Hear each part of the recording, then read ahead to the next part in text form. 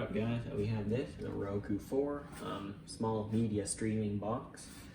Well, for some reason it just shuts off randomly. It just randomly shuts off, and then, well, I can't even set it up properly. I reset it and now I can't set it up because it won't turn on right. So here's how I disassemble it. We start here with like 4 screws. This is my PH2 screwdriver. It fits perfectly. I got this one at Lowe's. I love it. You'll be able to find it. It's the red handle one with 4 different tips. Got it for like $5 or less.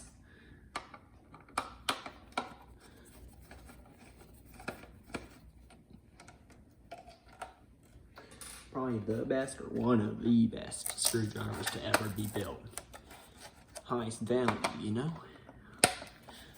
It's for the value. The quality is also great.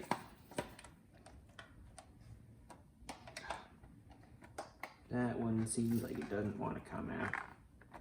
Well, then let's leave it.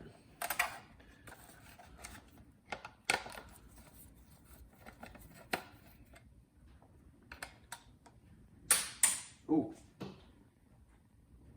The screw almost got into my keyboard.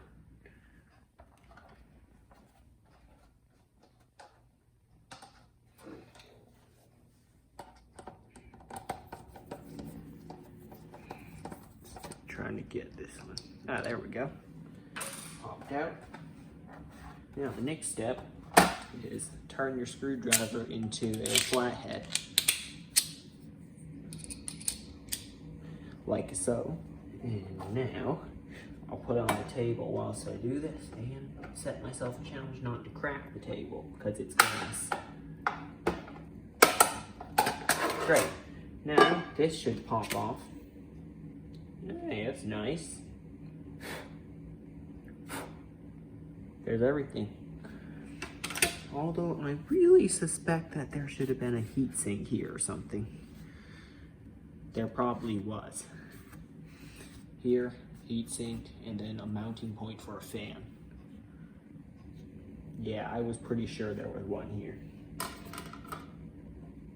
Yeah, it's a single board system. And there was a tag here, but it got removed. Just jump out the board. I don't plan to keep it. You crazy? Of course I ain't keeping it. There's the antenna. It still looks good. And there's the bottom of the board where all the little capacitors are. Just kind of bundled up over there near the CPU. And what looks to be another heatsink, but just below that. Yeah, the older one, I believe, produced much more heat than the newer one, which is the Roku Ultra, which is their best one nowadays.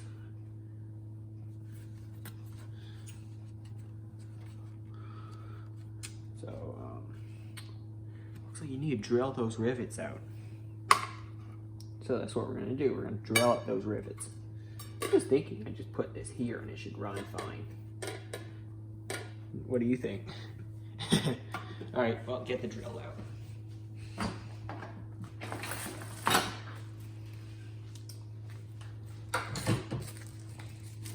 Another challenge, don't break the glass. Let's see. That should work fine. Enough to get the top bit of the rivet out. Got my trusty Black & Decker drill.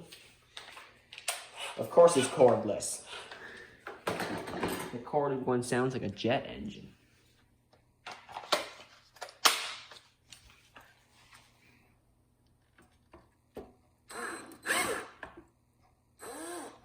Got one, that was easy. Just could clean that up a bit.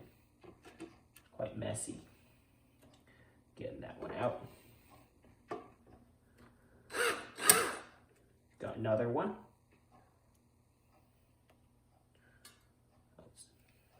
Should clean it up. But I'm probably keeping the case because it looks cool. That one wasn't too clean.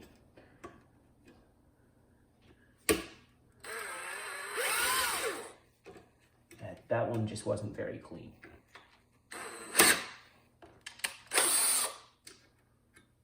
Oh no. Oh no. Did I drill into the metal? Because that's what I want to keep. For now. Probably going to get rid of it within a month. But just to check it out, you know. There we go. This looks to be aluminum. Is that what? I think it's aluminum. What do you guys think? Is that aluminum? I think so. That's the only thing I know that's used as a, what do you call it? A heat sink nowadays.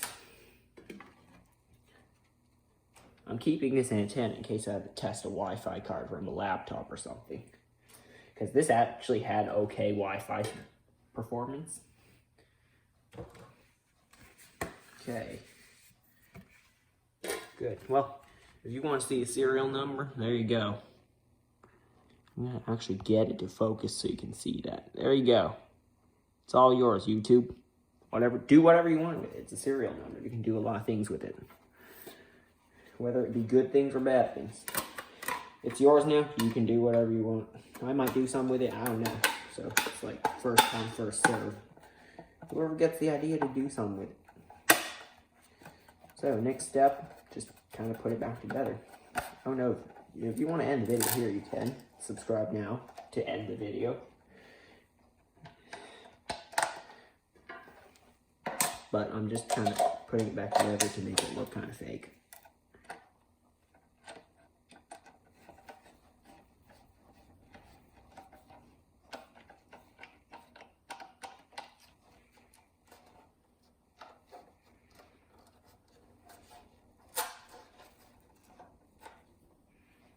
Good thing I kept all the screws. So weirdly enough, there's only like 4 screws. I don't know how many more when you include there was a fan. I'm pretty sure there was one. Based on the grill on the side of it and on the other side of it. There are 2 vents, as you can see. So there's got to be some kind of fan to keep it cool. And there must have been another heatsink based on the rivets I could tell on the top.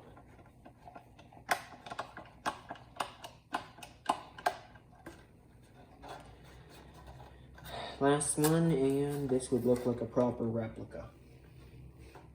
It's not a replica, it's the real one.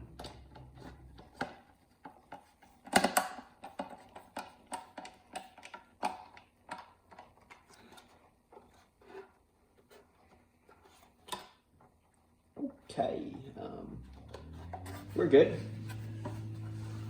It does look really real. Alright, let's see what kind of CPU this thing's got. Looks to be a HID TV Pro. I don't know if you guys can read that. Here, I'll zoom it in for you so you guys can check it out. Hang on, something got...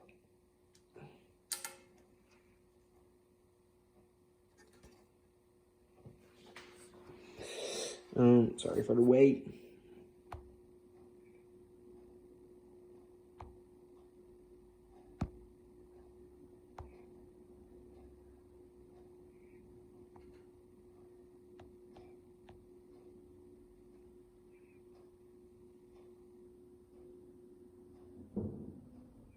Yeah, if you guys can read what that says, you have really good eyes. Trying to drop the zoom back to 1, but my phone doesn't want to listen. It insists on being on 2 times zoom. I have an iPhone XR, if you're wondering. No, XS. Come on, I don't use an XR. That's a cheapy model. Anyway, yeah, if you can read that, you have good eyes. But let's also discuss the memory chips. One looks to be Samsung, the other one looks to be Samsung. Most of them look to be Samsung, except for one of them. which could be the, what's it called? The hard drive, because this thing does store some data, not a lot, but it has some. Hang on. So there looks to be only one connector on this entire board, and that's probably for a fan, if I can guess. That one, right there. If I can guess anything that would be on this board, because this is basically a system on one chip.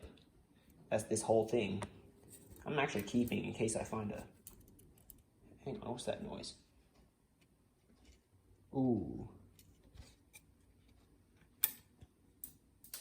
Darn it. Maybe I shouldn't keep it. Yeah, the cover for the optical audio out has broken off. And there is no micro SD card in there for me to take and read its information. But anyway, I'm going to keep it, I guess, in case I find a good chassis that will fit it. Yeah, if I find a chassis, I bet I'd find a motherboard in there. So whatever, I'm going to keep it. So, yeah, that's it for this video. It was kind of long. Shouldn't have been this long. Thanks for watching, and I'll see you next time.